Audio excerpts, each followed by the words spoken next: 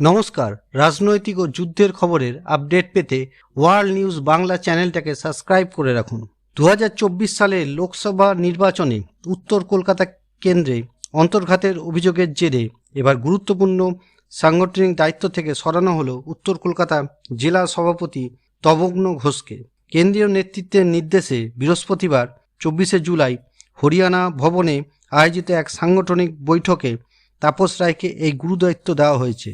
মহাগুরু তথা বিজেপির জাতীয় কর্মসমিতির সদস্য মিঠুন চক্রবর্তীর নেতৃত্বে এই বৈঠকটি অনুষ্ঠিত হয়।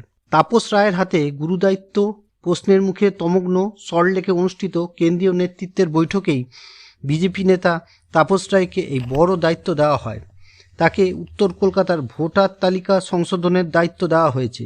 উত্তর কলকাতার জেলা সভাপতি তমগ্ন ঘোষকে এই দায়িত্ব না দিয়ে তাপস রায়কে দায়িত্ব দেওয়া নিয়ে ইতিমধ্যেই উত্তর কলকাতা বিজেপিতে ব্যাপক ডামাডোল শুরু হয়েছে।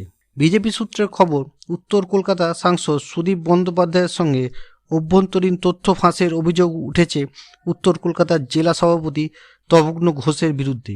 এই অভিযোগ খতিয়ে দেখেই কেন্দ্রের তরফে দীর্ঘদিনের রাজনৈতিক কারিগর ও বিজেপি নেতা তাপস রায়কে উত্তর কলকাতার ভোটার তালিকা সংশোধনে গুরুদায়িত্ব দেওয়া হয়েছে বলে বিজেপি রাজ্য নেতৃত্ব জানিয়েছে। তৃণমূল ছেড়ে বিজেপিতে এসে 2024 সালের লোকসভা নির্বাচনে উত্তর কলকাতা থেকে পদ্মের প্রার্থী হয়েছিলেন তাপস রায়, কিন্তু জেলা সভাপতি তমগ্ন ঘোষকে বাদ দিয়ে কেন তাপস রায়কে এই বিশেষ দায়িত্ব দেওয়া হলো তা নিয়ে উত্তর কলকাতা বিজেপির তাপস ও তমগ্ন এই দুই শিবিরের কর্মী সমর্থকদের মধ্যে দ্বন্দ্ব চরমে পৌঁছেছে। যদিও তমগ্ন শিবিরের কর্মী সমর্থকরা সুদীপ বন্দ্যোপাধ্যায়ের সঙ্গে তমগ্নর যোগাযোগের অভিযোগ উড়িয়ে দিয়ে দাবি করেছেন, গত লোকসভা নির্বাচনে তাপস রায়কে জেতানোর জন্য তমগ্ন ঘোষ বহু কাজ করেছেন। তবে আদি বিজেপি নেতৃত্বের একাংশ নাকি কখনোই চায়নি তাপস রায় দলে এসেই টিকিট পেয়ে জিতে যান।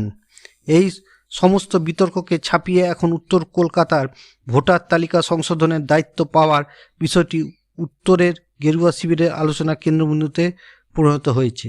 মিঠুন চক্রবর্তী ভূমিকা ও বিজেপির চ্যালেঞ্জ দলের সকল স্তর থেকে বারবার অভ্যন্তরীণ কোন্দল মিটিয়ে একসঙ্গে সাংগঠনিক কাজে যোগ দেওয়ার নির্দেশ দেওয়া হলেও আদি নব্য দ্বন্দ্ব বারবার নির্বাচনী ফলের ক্ষেত্রে পদ্ম শিবিরের কাছে কাটা হয়ে উঠছে।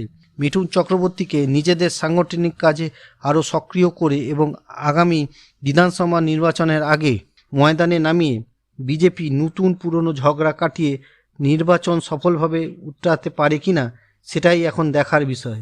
মিঠুন চক্রবর্তীর নেতৃত্বে তাপস রায়কে এই দায়িত্ব দেওয়া হয়।